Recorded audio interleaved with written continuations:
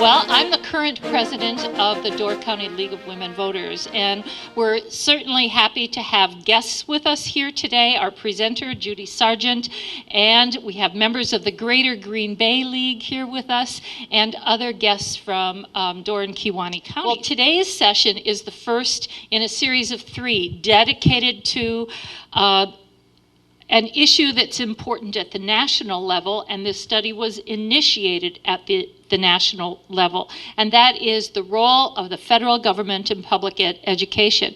There are over 900 local leagues in the country doing exactly what we're doing in the next couple of months. They're studying the issue of the role of the federal government in education. They're discussing their views, and then all 900 plus chapters will be responding to the same set of consensus questions that have been presented to us by the National League. Those responses that we all submit will be reviewed by a study committee and the National Board to determine if we as a large organization, all those 900 chapters, have consensus on some of those questions. And it's the items that we have consensus on that then a position will be created. So this is a really important part of our grassroots organization, what we are beginning here today. And now I'd like to move on to our program today. I want to introduce a great friend and colleague. I've worked with her since she moved here 15 years ago. Dr. Judy Sargent is the School Improvement Services Director at CESA 7, and as a result, she works with all of our schools in northeastern Wisconsin. But when we're talking about this issue of Common Core, she and her team have really provided leadership not only to schools in northeastern Wisconsin, but they're providing leadership to Wisconsin with a lot of these issues. So she has been part of study groups at the national level, the state level, and is working with all of our schools on this topic of Common Core standards. I don't think we could have anyone with us this morning that could bring us more up-to-date, accurate information on this topic. She has lots of firsthand experiences with the people who are functioning in our schools, as well as experiences with the people doing the organizing and the planning. So, Judy, we're glad to have you here. And I'll move this cart out of the way a little bit, but hand you the microphone. Thank you, Shirley. Everybody should have a copy of the PowerPoint that I'll be showing on the screen. Does that give you enough walking space? Yes, this will be great. Good morning, everyone. Thank you for this invitation. I'm really happy to be here, and I do think it's important that communities understand that there is a little tremor going on in education.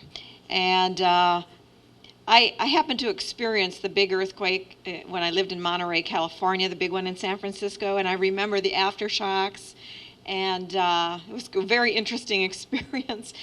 And I feel that right now in education. There is a shift going on that's going to have a lot of aftershocks. And I'm happy to share with you what's going on from the Wisconsin perspective, from the CESA perspective, which is 6 counties here, Door, Kewaunee, Manitowoc, Calumet, Brown, and Sheboygan counties are the counties that I work in.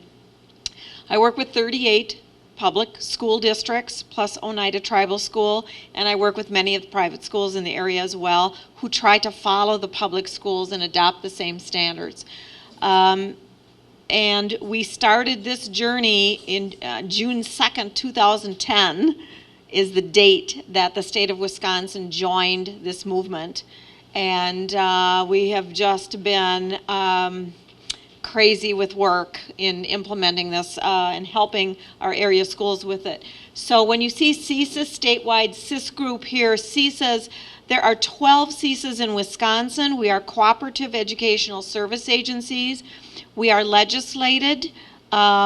but have very little funding from the state. We are a government not-for-profit organization.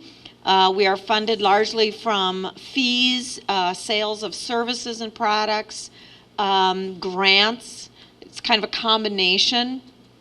For instance, all of the Calumet County special education staff are actually CESA staff. So we have about 350 employees spread out throughout the region, and we're headquartered out of Green Bay, Wisconsin. And there are 11 other CESAs like us in Wisconsin. We're sort of the guide on the side. We're kind of the behind-the-scenes support for school districts.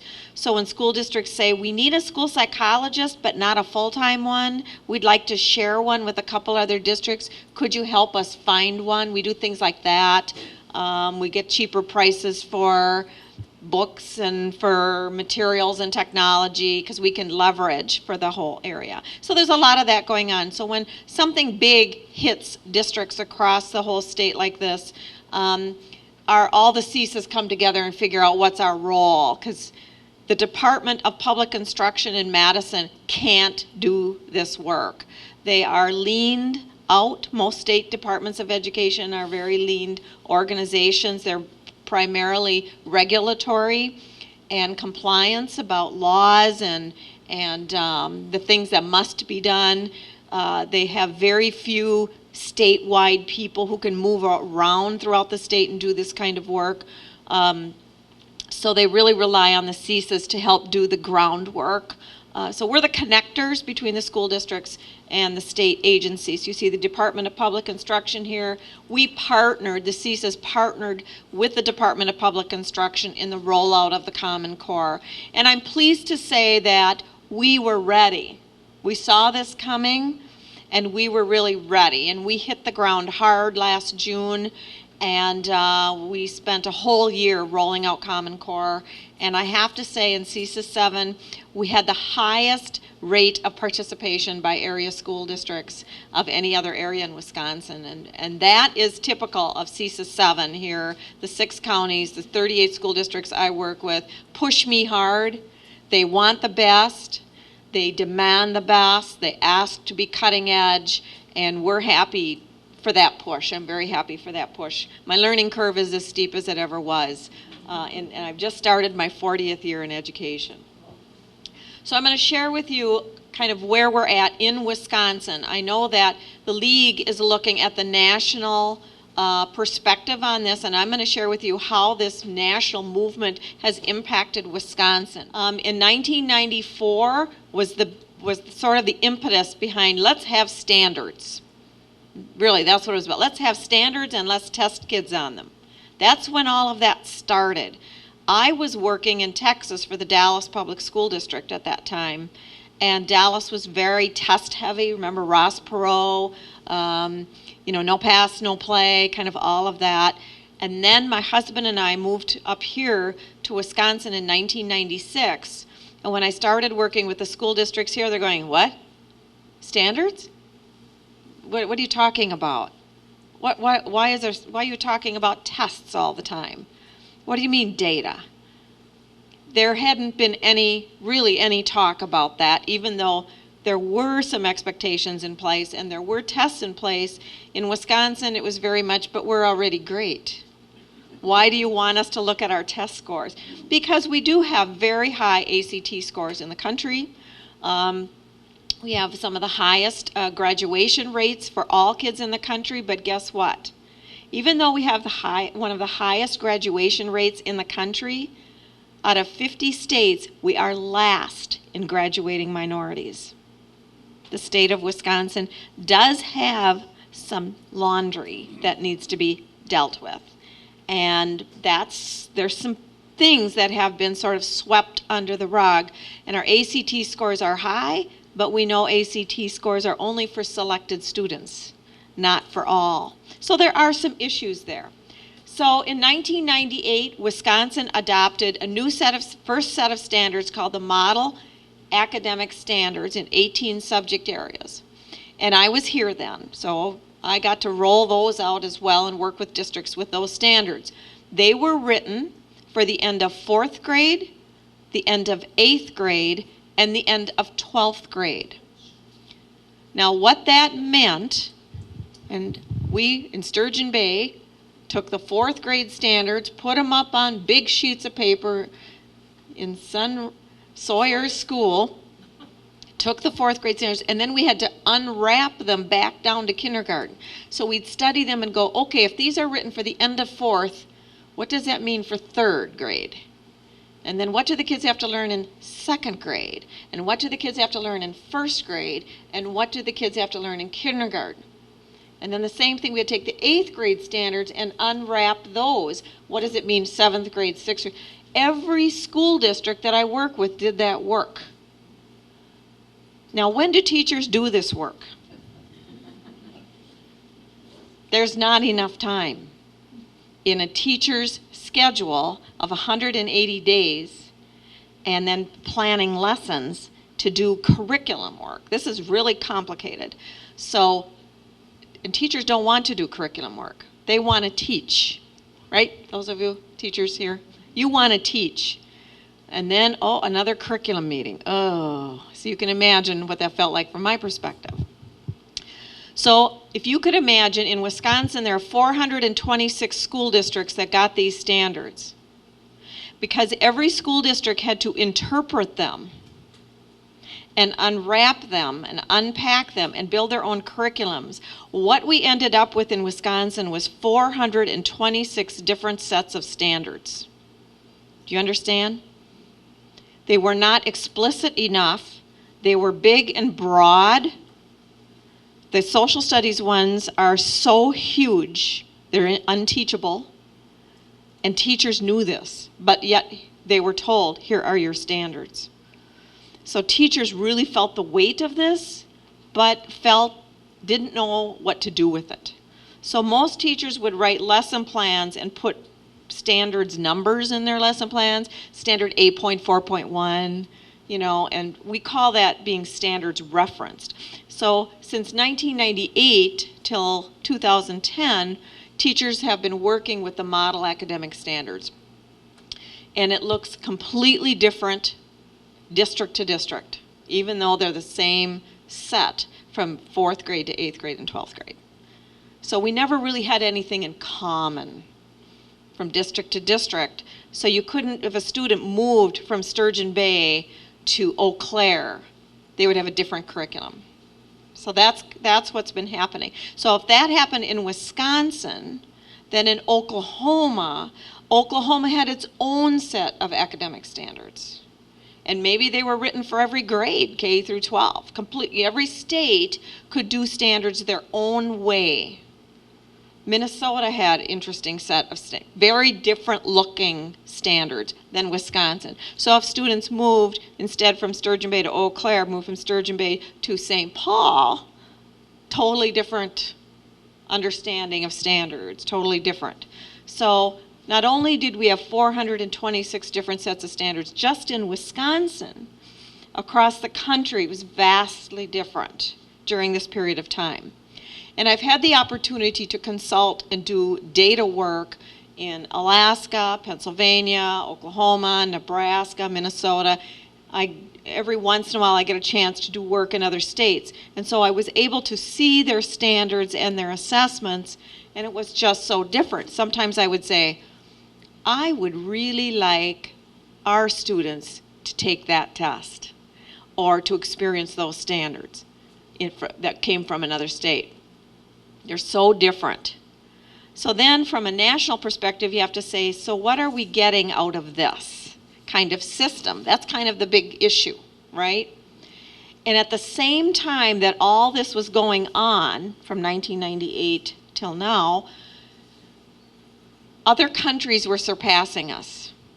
And the data was very, very clear, especially around science and mathematics. And then our performance in reading never seemed to be improving. So we had standards, but improvement was not happening. And the powers that be saw increased dollars being spent on education, but decreased results. And that's why this has become such a big issue across our country. So standards-based education comes along. In 2001, when George Bush became president, he authorized the No Child Left Behind Act, which was in the news this morning. Anybody here? Okay. Here's what happened. We already had standards, we already had assessments. So the Bush administration came along and said, let's turn some screws on this system. We want now accountability on these. It isn't enough just to have standards and test them. We want 100% of the students to be proficient on these tests by 2013. It's 13-14, that school year. 100%, including students with disabilities and students that speak other languages. 100%, not 99, not 85%, 100%. So this law started in 2001, and there is a trajectory of improvement that is expected to get to 100% from 2001 to 2013-14. There's a little graph. So every state had to figure out where are we starting with our test and how are we going to get to 2013-14. Every state made their own graph. And every school district then would take its state test, but now got measured according to these federal rules. So in Wisconsin, and actually all states, if a school does not meet AYP, which is adequate yearly progress according to the No Child Left Behind Act, if they miss it for 2 years in a row, sanctions begin. Now newspapers pick up on this, and they'll say things in the newspaper like, you're a failing school if you don't meet AYP and if you're into the sanctions. Now let me give you an example of how this is playing out. We're getting kind of close to 2013-14, so now the percent of kids that need to be proficient advanced is going up every year. Last year, one of our area school districts, Bayport High School, you may know where Bayport High School is. It's a nearby school district, Howard Swamico School District, which is a very strong reputation in education, very high-performing school district. Last year, 2010-11, did not meet AYP in reading. And it was a shock. I saw it coming, but they weren't quite ready for it. And they didn't meet it because their students of disabilities in reading did not meet the required score. So now the newspapers splash that in headlines, and it makes Bayport High School look like they're a bad school. Bayport High School is a wonderful high school, and they do a great job. But it's this now representation of these schools that's very, very negative that accompanied this law. It's a punitive law. It is not an encouraging law. Here's the good things that came out of it. It made all of our school districts that I work with sit up and pay attention. They had to pay attention to standards, and they had to pay attention to the assessments like they never had before, because the school districts didn't want their names in the paper like that. So from my perspective, I kind of like the law, because all of a sudden people were going, oh, whoa, we got to really do this. We got to really we're going to be tested on it now. It's out there on the web, all of our test scores were being compared.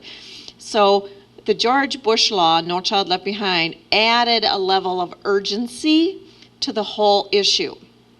That was the good that came out of it. Some of the problems with it are the 100% goal. People laugh about that and make jokes about it, but it's still on the books.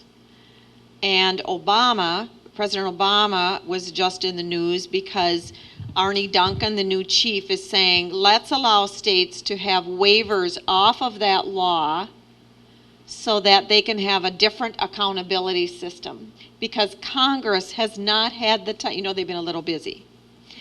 Congress has not had the time to redo the Bush law and reauthorize. It's called the ESEA, Elementary and Secondary Education Act is due for reauthorization since the Obama administration came in. And the Congress has not had time to focus on it because of the economic crisis. So there have been committees, education committees, working on parts of that law, trying to get things through committee, but we're nowhere. So we see the 2013-14 deadline looming, and we see all the flaws with the law. It needs to be rewritten, reauthorized, reconfigured because of what we've learned, but Congress isn't there ready. So Obama is saying, can we at least do this piece and waiver out of that law there because of the costs and everything involved in applying that accountability system. So that's why he was in the news this morning. And there's all kinds of political fallout even on that. So No Child Left Behind brought the accountability to the forefront, and now comes the next piece, 2010, Wisconsin adopts Common Core. This is a big deal. So, as I said, every state has had its own set of standards up to now. We know that even though we have students coming from different parts of the country, there is a global competitiveness out there now that we want our students to be at that level, to be globally competitive. It's good for our whole country. We don't need to be outsourcing to India with students who have higher and deeper sets of skills than our own students. We should be able to foster that kind of level here in our country. We expect the initiative of Common Core to affect 43 million students across the country. So it would have a very large impact. And I'll get online and I'll show you today how many states have adopted these standards to date. A lot of research went into the development of these standards, and the people that worked on these standards studied standards from our own states, because some states had like Massachusetts were really touted as having really well-developed academic standards. Wisconsin always got about a D minus, D plus when we were rated for our standards. We didn't have a good set. Then they also looked at other countries, looked at their performance, and looked at their standards, their expectations, to say which countries are getting great results from their systems. And if you look at some of the countries up here, like Finland, for example, and England, have open school systems as ours have, where it is fully diverse. Students with disabilities are included, students of other languages are included, yet they have high expectations. The Finland education system is interesting, for example. It's a democracy. Teachers who go into education, it's very difficult to get into a school of education in Finland.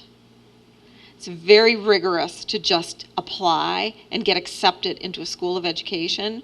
And the teachers go through enough schooling, it's equivalent of a master's degree to become a teacher. And the teachers are highly revered and respected in that country. We don't have that rigor to get into a school of education. Our schooling is 4 years to get a teaching license. And I have to tell you, based on the colleges that I know around here, the depth in content is weak. The depth in both the content that teachers have to be experts in and the experience level on teaching methods we call pedagogy is weak in American colleges. To get teachers to become master teachers, and those of you that are here come from education, you have to take additional professional development, don't you? We tell our schools, and our schools in CISA 7, that once you hire a brand new teacher out of college, be prepared to educate them for at least 2 years right away when you hire them. Additional professional development and mentoring, because they won't be prepared. And that's just a common issue, and it's not in your foundation about the Common Core, about the preparation of teachers, but that is a really important issue. So the research base studied these other countries and studied our own states to see where are we getting great results. Now, who did this work? It was the National Governors Association, in combination with the Council of Chief State School Officers, came together around this initiative. Notice I'm saying initiative. I'm not saying mandate. This is an initiative that states can opt into. It is not a federal law. It is not a federal requirement. And we make this very important point to teachers out there. It's a requirement in Wisconsin for public school districts, but it is not a federal requirement from the federal government. So states opt in. There are other organizations that have been at the table and very, very involved, including, and I don't have them listed here, the national content organizations like the National Council for Teachers of Mathematics, the National Council for Teachers of English. Those professional organizations have also played very major roles in the shaping of the Common Core State Standards. We consider this a sea change. I didn't expect in my career that I would see common standards. I'm on the tremor. Like, oh my God, so many states are adopting these standards. I can't quite believe it. And when the standards came out, we were nervous. Will we like them? Will we think they're teachable? What will we think about these standards? And I have to tell you, this set of standards is not like anything I have ever seen in my years of education. They are rigorous and they're deep, and they're, in my own opinion, exactly what we need for our students and for our country. So I'm very happy that Wisconsin moved into this set of standards and adopted these standards. Are they perfect? We'll see. I don't think anything's ever perfect, but oh my goodness, it is the tremor. It mandates for grade level, if a state adopts it and if the school district receives any public money, they're in, which in Wisconsin is 426 school districts are in. That means if you're a teacher in Sturgeon Bay, this is your mandate. You don't have a choice over the what that you teach. See, in the past, with these other standards, the accountability systems were rather soft, and so teachers really felt like they could be entrepreneurs, which, as an ex-teacher, I love that, right? I got to pick what I taught, when I taught it, how I assessed it. I like that creativity part of education. Now, in a standards-based era, teachers are being told the what. This is what you will teach. You can still bring the art of your craft of how you bring kids to that learning. That is really the art of teaching. But we're being told the what. So the past standards didn't tell the what very clearly. Now we have explicit language, and it is common. So imagine that we could have teachers in Sturgeon Bay sitting in meetings with teachers from Pennsylvania talking about the very same explicit expectations for students. That is different. That is really different. Students will be tested on their mastery of these standards now in all these states. So we'll have a much better database than we've ever had before about where our country is and how our students are doing. And notice it says students will be tested and instructional effectiveness will be measured. Teachers are uncomfortable with that bullet point right there, because teacher effectiveness is coming. It's a very big part of the national movement and discussion at the federal levels and at Wisconsin. In Wisconsin, since Walker came into office, Governor Walker, and part of accepting the Common Core State Standards, there is an impetus. If you want race to the top money, which we do, because we need dollars to help support all of this, you will have a teacher evaluation system that's connected to these standards. And our teachers in Wisconsin have never been evaluated this way, based on how kids perform. So this teacher effectiveness system, you're going to hear this across the country, and it's really big, hot topic in Wisconsin right now. As you know, unions were diminished in Wisconsin, but teacher effectiveness is coming. So there's tension right now. And the performance of students, even of, let's take reading in Wisconsin, the performance of kids in reading is a really big deal in Wisconsin because we have fallen from a very top place to a lower place in national measures in reading. Our performance has declined. And Governor Walker has said this is a really big deal, and he has a task force, and there's going to be additional measures on reading so that if you were a physical education teacher, let's say a PE teacher in Mishicot School District, you could be evaluated based on the reading scores of your school. That's part of this teacher effectiveness, saying every teacher's got to own the reading performance of all kids in their school. It's very interesting. Plus other things that are going to be on the table there. So that instructional effectiveness, just watch when that hits the papers. There's a task force that's been working very, very hard consistently on this, and we should see things hitting the papers this fall yet, I think by Christmas in Wisconsin. Federal funding is tied, but only through Race to the Top competitive grants. So if you want that Race to the Top money and you want to compete for it, you have to be firmly grounded in the Common Core state standards. CISA 7 just submitted a Race to the Top competitive grant in mathematics. We're hopeful. It's very competitive. We're hopeful. English, language arts, and math are just the beginning. Those are the two subject areas that we hit the ground with last June. Science is coming, but it's having a hard time. There are some controversial issues in science, like the creative theory, creation theory, and et cetera. So we expect to see the new science standards. There's a framework out right now. We think later in 2012 we'll have new science standards, and we'll do a whole rollout on science. Social studies is right neck and neck with science. There's rumors about arts and fitness, but we will see what happens. So right now, 4 core subject areas: English, language arts, mathematics, science, and social studies for sure. And in addition to those 4, there is a set of standards called disciplinary literacy, or literacy in the content areas, which is literacy within science, within social studies, because we know you have to read and write in that discipline to make sense of your content. And that is really new and a very big impact on teachers.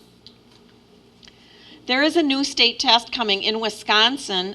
In your notes that you were given prior to my coming here, it refers to 2 large consortia. There are 2 large testing consortia going on. In the past, remember, every state got to have their own test. They still do. But what they've done is the states have gotten together in groups, in consortia. So we joined something, Wisconsin joined something called the Smarter Balanced Assessment Consortium. The other one is called PARC.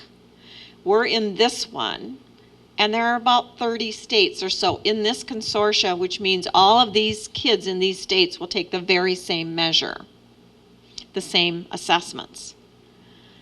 This new assessment, which we will see in 2014-15 to count for real, for accountability, we think it will test grades 3 through 11. Right now we test grades 3, 4, 5, 6, 7, 8, and 10 in the fall in Wisconsin.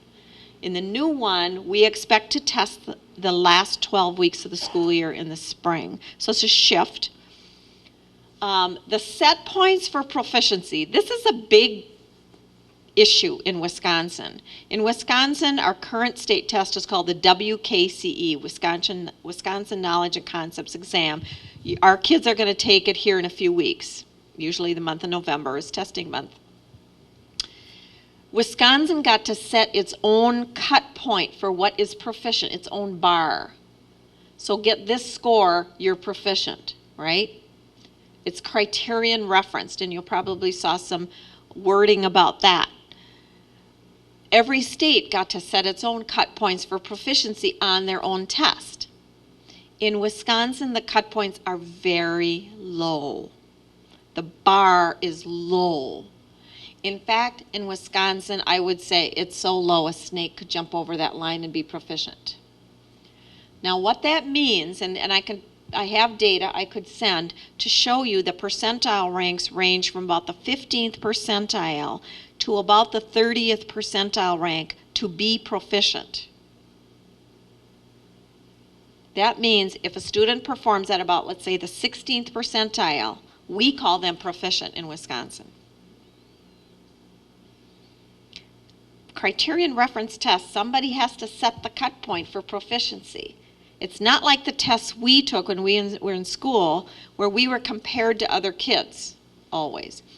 The problem with the norm reference test is we're always compared to other kids and somebody's always got to fail and somebody's always got to do great. Criterion reference means you set the bar and you want all kids to jump over that bar. But you don't want to set the bar so low that we're at Lake Wobegon where everybody's above average, right? You've got to set the bar at a point where you want kids to really be and perform. So we are very hopeful that the set points set by the consortium will be sensible and set at the level of rigor that we expect of our kids. It will be solidly anchored in the Common Core State Standards. We just this summer got the new specifications, draft specifications for the upcoming test in mathematics and in English language arts, and it's OMG. Oh my goodness. As I have taken these out to teachers and I go, just study these. Let's have a conversation about what do you see in this new kind of testing. It'll be online. And it isn't just multiple choice. Kids will have to do things like there'll be a question that'll say, move the angle of the slope to 35 degrees. And they have to actually, on the computer, move the line or draw the line. So it'll be computer generated. Kids will have to type explanation, justify your approach to this problem in words. And kids will have to write their explanations, that kind of thing. And if your group is interested, I can give you those specific samples. And I didn't bring those today, so I knew we wouldn't have time to do that today. This is a picture of the consortium map as it exists currently, and Wisconsin is green. That is a governing state, meaning we sit on the board for this test and help kind of control where it's going. This map changes. States opt in and, oh, we like the other one now better, and go back and forth. Some states like Colorado joined both because they're going to wait till the tests are done and then pick.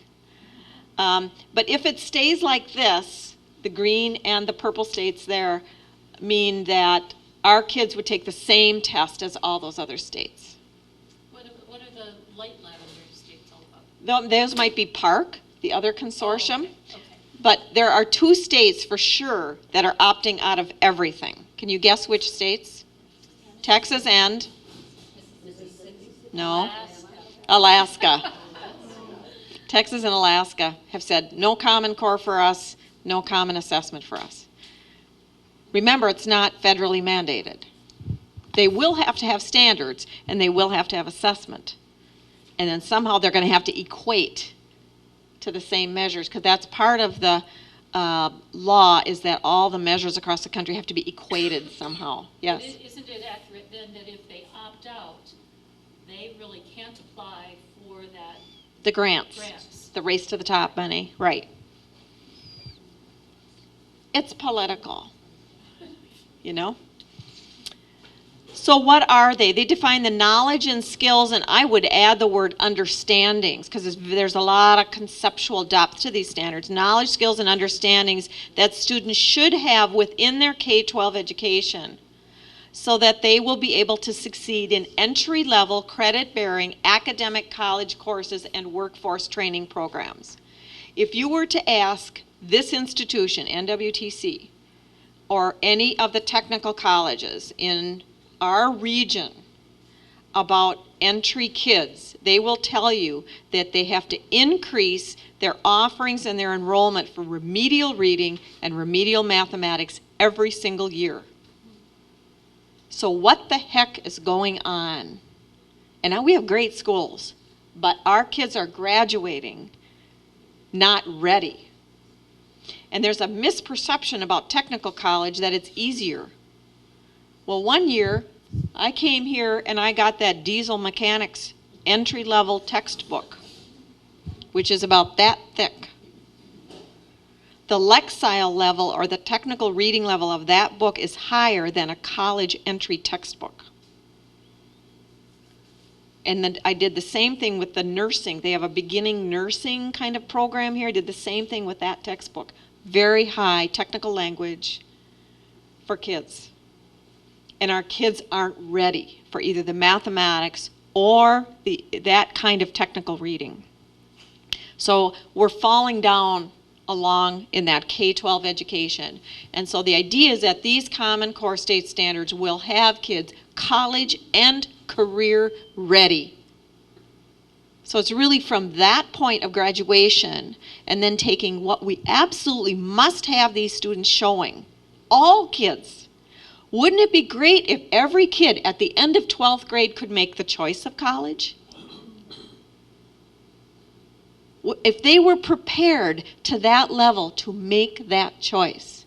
And we can't say that right now, that every student at 12th grade can make the choice of college because they're not all equally prepared.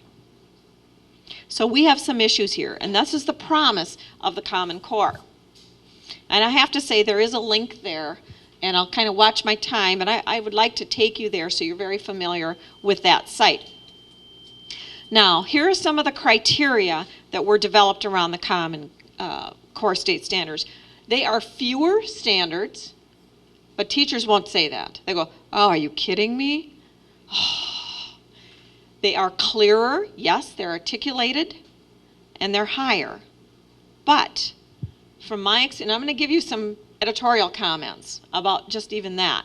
In math, there are fewer, and teachers go, but where is long division? Where is telling time? The math standards are not broad, they're narrow and deep into the mathematics, which we've never had before. We've been way too broad, a little of this, a little of that, little stats and probability, a little of geometry. It is narrow and deep. Clearer, they're very explicit, but that doesn't mean that every teacher understands them, because of our own teachers' sometimes weaknesses in the content, especially at elementary levels where teachers have to be experts in all the content areas, and they have a generalist license. Higher, definitely, and I'll show you how. So, aligned with college and work expectations, clearly, rigorous content and application of the knowledge through higher order. We say high cognitive demand. A lot of thinking required here. They build upon the strengths and the lessons, what was learned in prior standards. Informed by top performing countries, as I showed you, very definitely evidence and research based. Realistic and practical for the classroom, that remains to be seen. Until we rewrite our curriculum and the vendors rewrite their materials. Remember, all the textbooks and everything across the country don't fit. And these companies, these publishing companies, are out there scrambling and slapping on their covers, aligned to the Common Core, aligned to the Common Core. And we tell our districts, you judge that alignment. Don't accept just the word of the publisher, that it really is going to get you where you need to go. And of course, that consistency across all the states.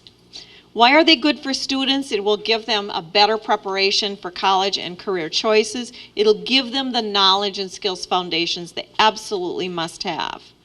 That consistency, so wherever kids are coming from, it'll be that same expectation.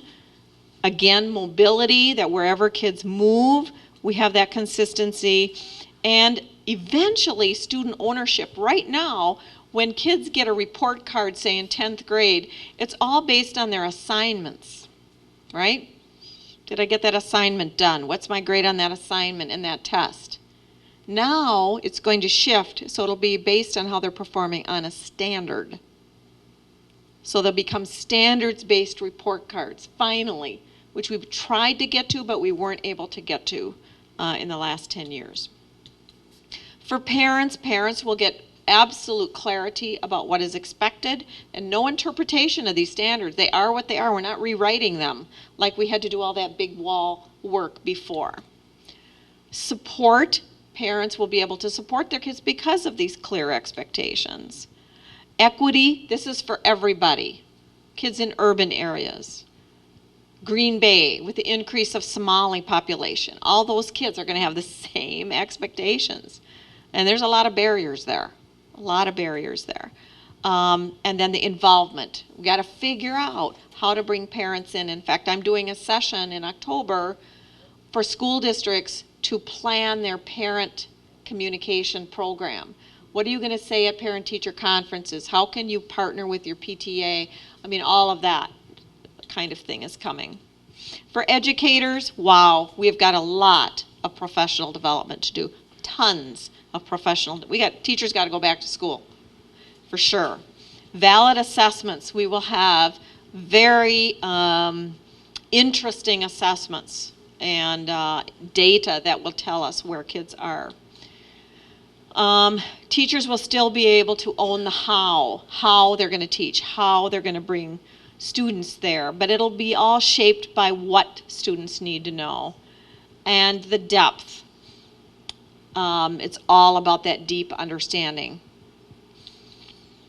For states and districts, this is global. So Wisconsin wants to be globally competitive. This will be a tool for them, for the whole state of Wisconsin.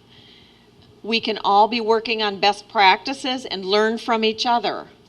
You know, we've got now an exchange with Massachusetts, our CISA, and the Massachusetts State Department of Education. They're going to come and observe some of our work. We're going to go observe some of their work. That is so cool.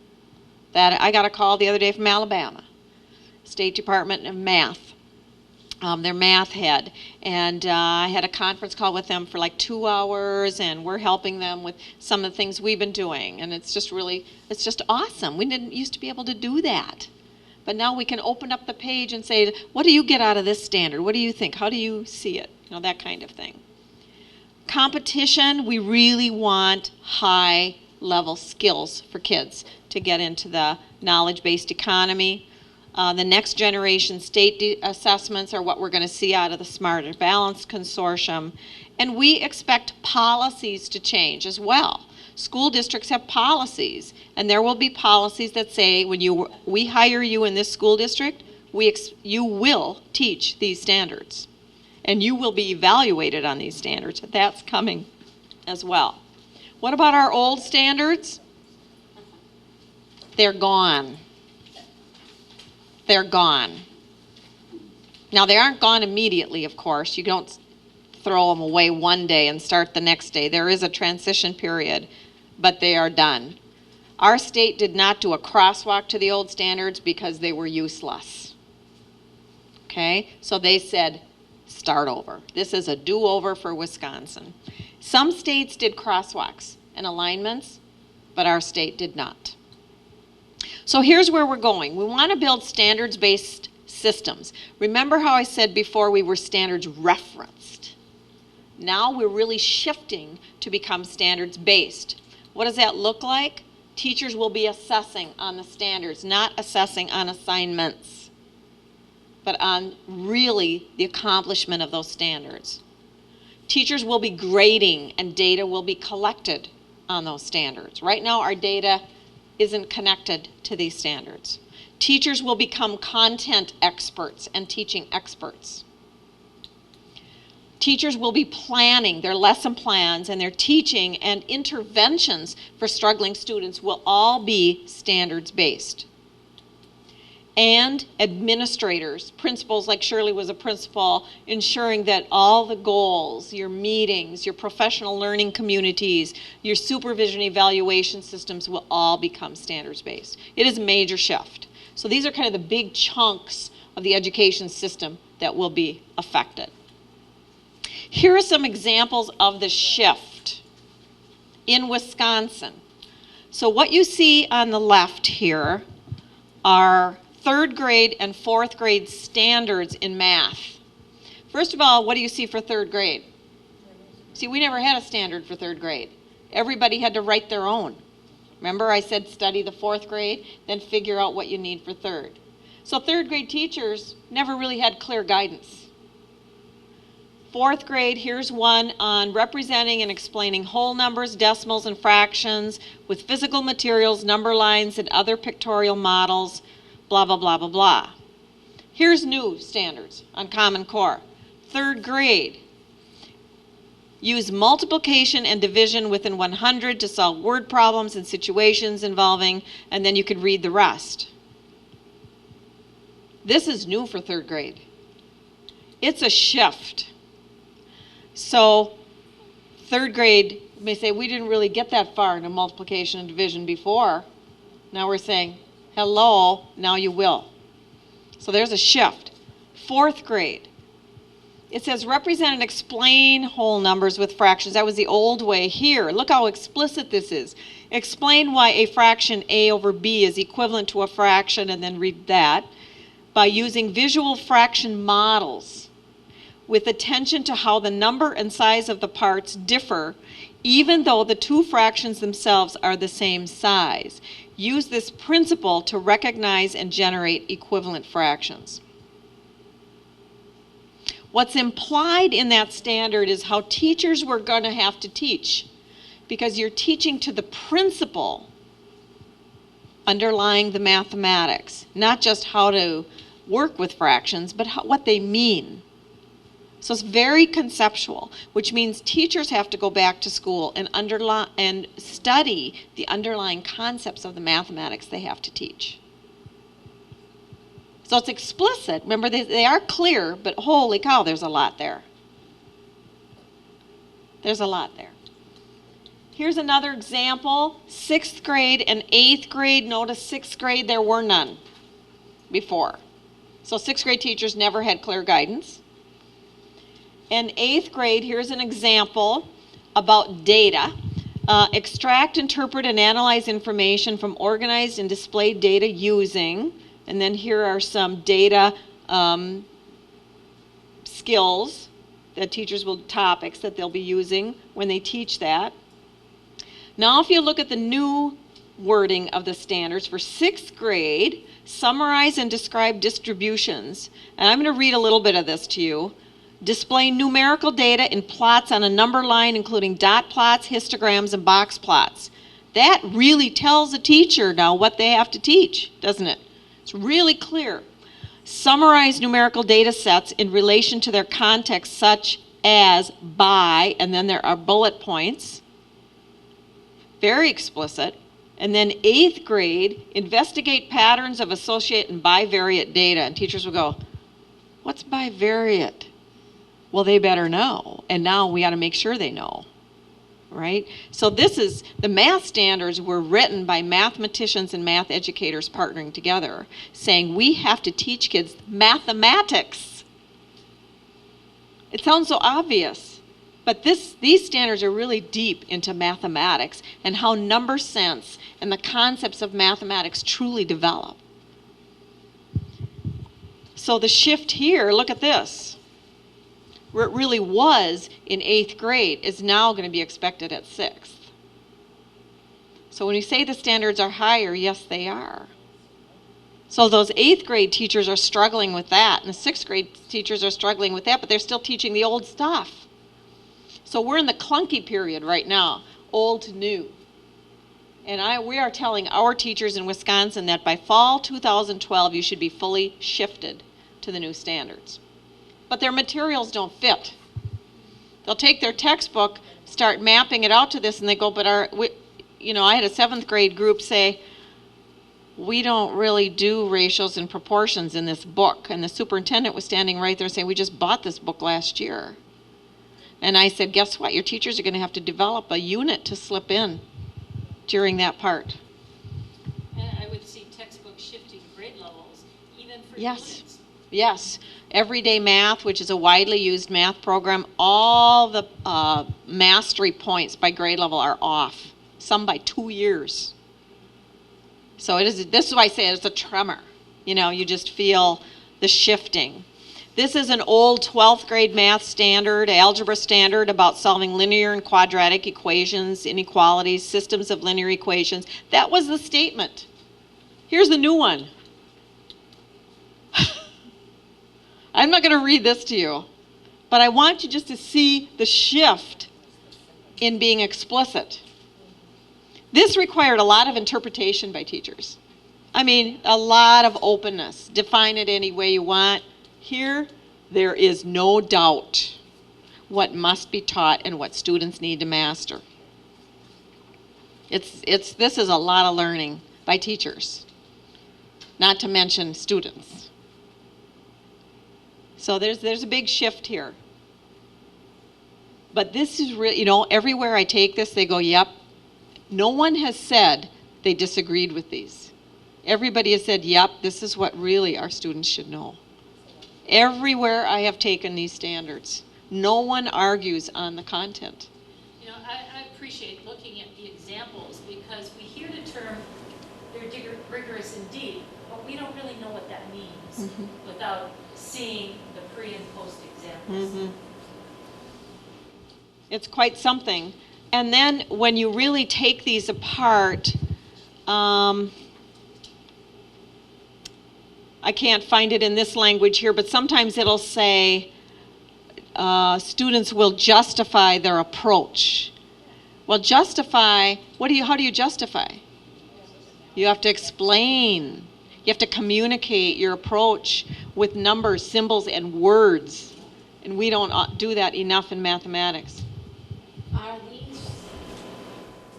things now being taught to teachers that are in college at the present time? No. This just was adopted last year. Colleges are trying to figure out how they have to redo their course sequence and everything. There's not enough math learning right now in pre-service college education. Don't you think that perhaps a lot of teachers may opt out because of the debt? Yes, we do think that there are a lot of reasons we'll have fewer people applying to become teachers. This might be one of them, plus kind of all of the other political issues that have been going on. Yes? I'm sorry, I can't hear you.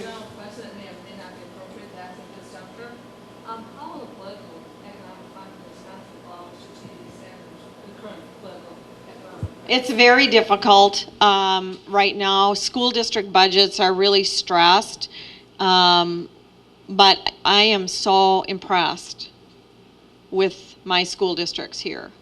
There is not a district that is not, they are all working on this, embedding it in. It's very, very difficult. Teachers do not have enough time to do this level of study.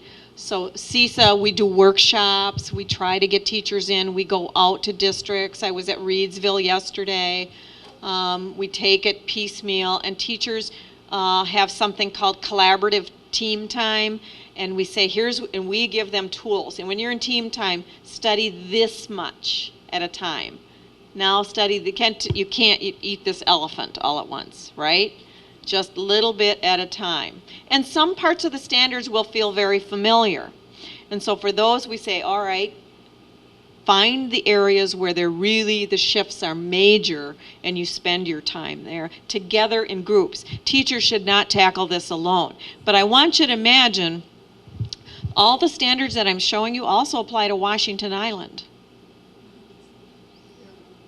Now there's about 4 teachers teaching this content up there.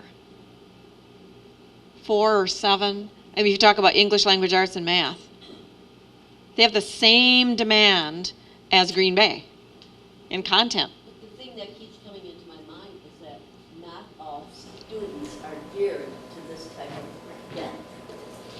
Well, here's the concepts around students, and I'm an ex-special education teacher. Students, special education is designed to bring students to the same standards as everybody else. It's not to deliver them a lower and slower curriculum. It never was designed for a lower and slower curriculum. But in American education, we gave a lot of kids a lower and slower education. so that by the time they got to high school, and ninth grade teachers will tell you the gap is too big, I can't close that gap. It wasn't fair to the kids. We know with powerful teaching techniques, beginning at 4K in kindergarten, if you build that ladder, you will be amazed what kids can do. I see differences from De Pere to Algoma to Kiwanee to Oostburg. I've got kids doing amazing things that can handle these standards. But you have to do the whole ladder. You've got to start at kindergarten and up and move it up. You can't do this like suddenly turn the switch. And we have systems now called RTI, Response to Intervention Systems, which are, and this is by law too, that when kids are struggling, schools are required to put safety net interventions in place to use different techniques to get that kid back to grade level. We don't allow kids to fail anymore. It's always been a wait to fail system in education. Wait till they fail enough and then we'll put them in special ed. That is illegal, actually, educational negligence. So now it's about teaching all kids using techniques that are highly successful and then intervention supports for the kids that struggle to keep kids on track. Once we shift and we get everybody starting at kindergarten moving up, and if kids have had the underpinnings, we feel very confident that we'll be amazed by what kids can do. Because we already have schools that do this, very high rigor. Yeah. Yesterday I had the opportunity to go through dance school and Eisenhower, and I was very, very impressed with their method. And it kind of gears into what you're saying. They're starting at kindergarten, and then they're teaching in the language of the child, and then moving in, and by 5th grade level, they are up to standard. Yes. Is what they say. Yes. But the manner in which they're teaching is just so impressive. Yes, and they're using a literacy model as well, Eisenhower in particular, because we've been working with them on their literacy approach and framework, and they're doing phenomenal things there. Are incredible. And we're getting this in the street. There's this low level, and I asked about that, and they said it has made such a difference in the discipline problem that they had in schools. And the kids, in the meantime, because of the testing to see if they're working up to standard, the other kids are reading, and they have a choice if they're reading literature. Mm-hmm. I think remarkable. We know the methods that work. Mm-hmm. Yes. I know in Europe and Asia, their school days are longer. Yes. More days in school. Has there been any discussion about that? No one will go there because of the cost, but we have one of the shortest school days and school years in the world in American education, and we've always had the broadest curriculum. Now the curriculum's getting narrower and deeper, but we have to do something about that. Teachers need time to learn at the job. And the way we are right now, teachers do not have time to learn. They're so busy teaching and planning their lessons that when do they learn? It's like a plumber. Don't you want a plumber to keep learning the best techniques in plumbing and the new standards in plumbing and carpentry and et cetera? But we haven't built that in, and we have an agrarian calendar that is outdated, where kids are off for 3 months, and every single school will tell you how much catch-up they have to do in the fall because kids haven't been learning in the summer. We, in my view, need to go year-round, but that's just an opinion. Yeah, sorry. Chicago in a public school. It's a Montessori public school in Chicago. Have their school.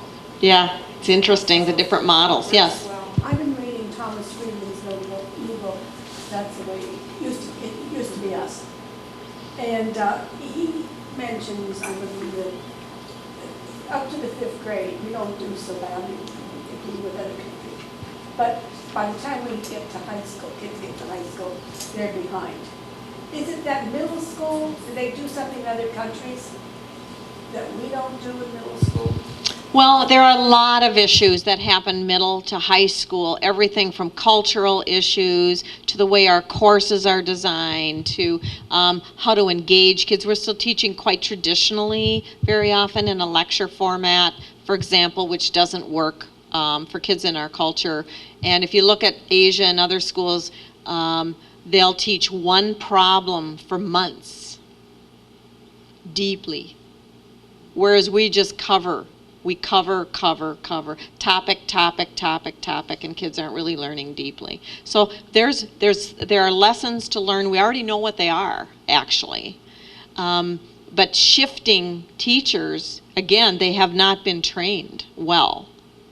If we get our teachers in middle school and high school the kind of training they really need, we know we could do it. We could engage those teenagers. Judy, I just wanted to give you and our group a quick time check. We have about 10 more minutes of Judy's time, but then we can all stay and discuss a little longer if we want, but Judy has another commitment. So Thank you for just that. So we're all aware of that. So let me flip through some other examples if you'd be patient with me. English language arts has 4 parts to it: reading, writing, speaking, listening, and language. All 4 parts will be tested. Up to now, we've only been testing reading comprehension. Text complexity is a really big deal in these standards, and these 3 elements here are written in the standards to say when you choose texts for students to read, know the quantitative value of that text. We can measure a text for how difficult it is. There's a number, a Lexile number you can put to the text. Qualitatively, what are the features of that text, and then how do you match so it's relevant for the student? We have to have teachers select texts that bring students to the understanding we want. The thing is, what we've learned from research is that if you put a kid into, let's put Dan, let's say Dan's reading level is 950. We know that from our measures, that's your reading level. But we give him a textbook that's 1150. What will happen to Dan when he tries to read it? We've all read things that are too complex for us. What we've learned from the research is that if we give Dan texts that are at his just right reading level, he'll understand it and his reading will improve. So we have to help teachers choose alternate texts for different students so that everybody grows. And that's a big concept in here. Here's a comparison, old to new standards, 4th grade. This is on writing. At a national meeting, and this team, I think, was from New Hampshire. One of the other states said, we don't know what to do, we don't know what to do. Well, we said, what's the problem? And they said, our legislature and our governor just flipped to extreme conservative side, Tea Party kind of, and they don't like anything national.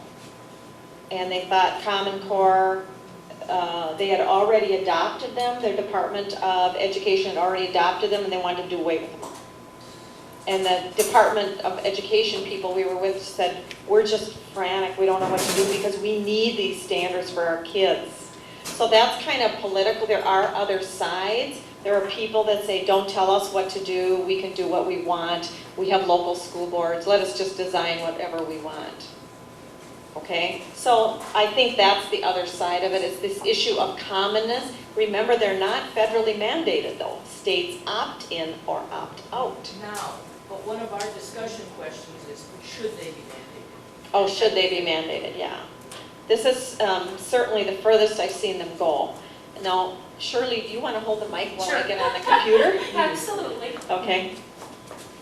I think I have these websites ready to go here.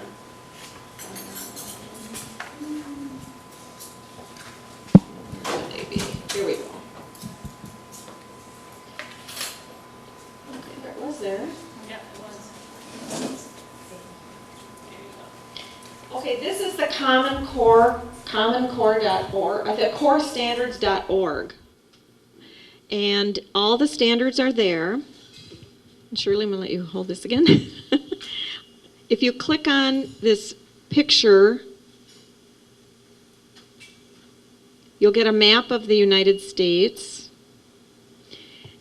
Everything in the yellow, all the states in the yellow have formally adopted them. Okay, so the ones in the orange have not. In Minnesota, they adopted the English language arts. They're wrestling about mathematics. That's what I've heard. So they're kind of split there. But you can see how sweeping this is. It's quite sweeping. Okay, I'm going to show you some other If you get in this site, and you can click on the standards, you can either open up the entire documents down here, or you can click them over here. You can find the standards themselves. I'm trying to remember where I am here. Yeah, this is the download. And it's very interactive. You can get in here and you can find the research. Now I'm going to show you Wisconsin site. This is the Department of Public Instruction, and there's a link on the left called Academic Standards. And if you click that, it talks about the standards, and you can get mathematics and Wisconsin's philosophy, and all the Common Core documents are on there. So you can easily find those. So you're seeing the back of my So the old Wisconsin standards are gone from there. They're gone. Common Core is in. Yes. Great. And then the CISA 7 website, which is our agency, is here. You can see on the right here we have links to tools that people can use. Like I talked about the investigations and the deeper study. And then if you would go to the Department of School Improvement Services, which is my department, our department, there are links to lots of Common Core resources on there as well. So those are some resources and links that I wanted you to be aware of. Great. Okay? I have to run, I'm very sorry, but I appreciate the invitation to come today. Judy, we're glad you're here. The Common Core is probably, out of all of the things we're studying, the piece that we're least familiar with because it's new. So you've given us a real good base of knowledge for that. Local teachers. I recommend you talk to local teachers, get their sense of how they're feeling about all of this, talk to principals. I'm very proud of our local districts that they're saying, we think this is good for our kids, we're going to work toward this, we're going to do this, and read the standards for yourselves. Get in there and take a look, and think about your grandchildren, your own children, and see how you think they would do with them.